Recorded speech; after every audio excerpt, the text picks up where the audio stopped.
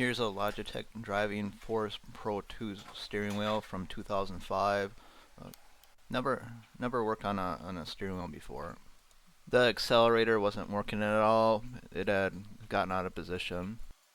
I tested it on Iracing. The accelerator was working fine.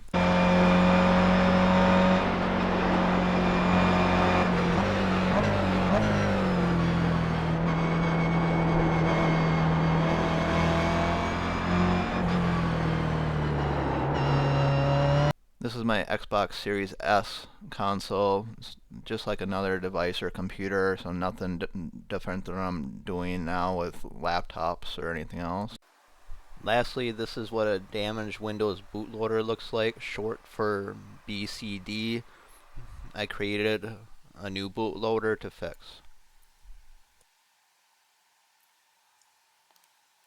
Thanks for watching. If you have any questions on any of the projects in this video, you can leave those in the comments below. And everyone have a nice Easter.